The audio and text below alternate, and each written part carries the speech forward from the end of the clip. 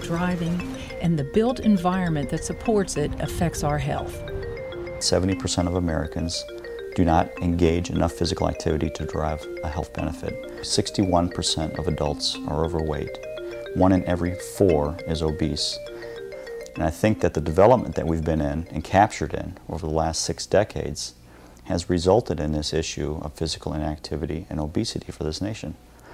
What we're looking at is how to re-invite those opportunities through environmental design.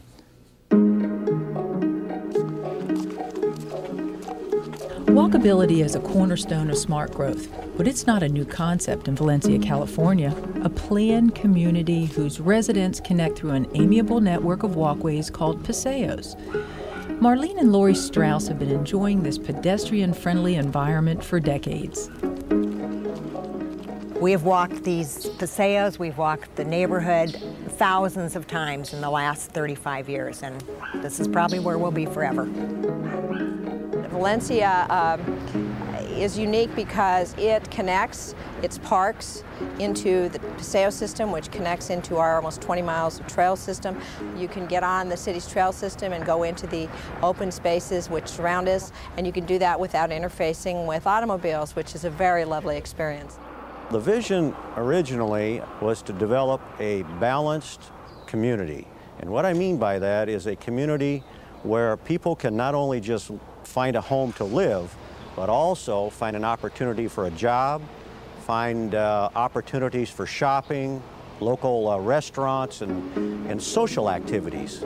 Today, Valencia's village-based designs have matured from a progressive experiment into a well-established, interconnected community. It was the first area in the concept of a planned community which we had heard of, and we found out as much as we could about it. We raised 3 of our children, and they all went to the elementary school where they could walk around the corner and under the tunnel and not have to cross the street. We were so pleased that what we had heard about certainly became reality to us.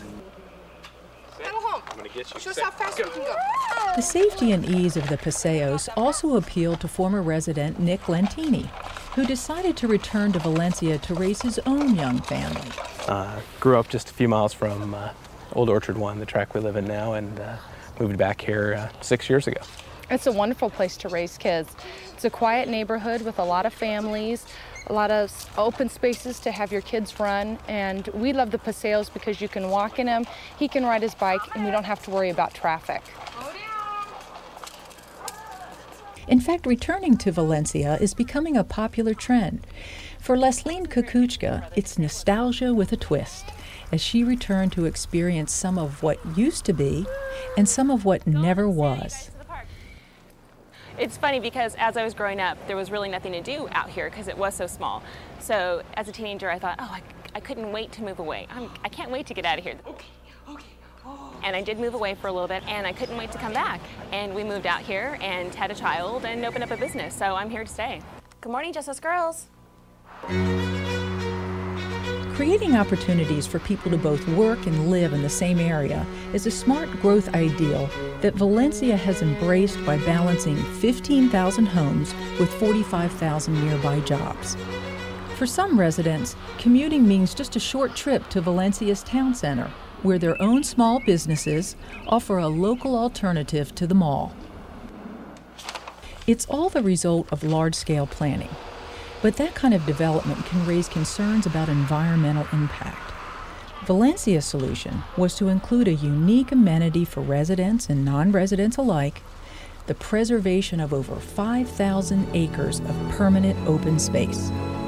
Part of that open space is the Santa Clara River, home to 14 miles of varied plant and animal life. Development on its banks involved a complex set of environmental and hazard mitigation issues. The Natural River Management Plan was very unique for its time especially, and even now today it's extremely unique. That would allow us to set back and create a river system that is allowed to stay as a natural river with no maintenance and as a community asset. It's good for the critters, it's good for people, it lowers the temperature, you got lots of shade going on there, and it just looks great.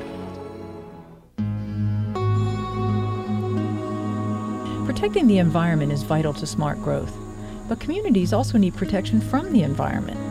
That was a painful lesson learned in Kinston, North Carolina, when a series of floods wreaked havoc on the community.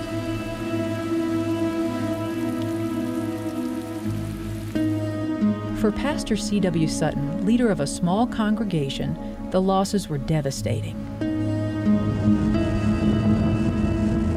We got the report from our children who came from their homes back here to the homestead to find out what was happening.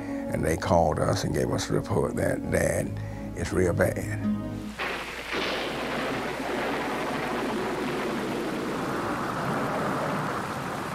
The water was up to the windowsills, and it was already in the house.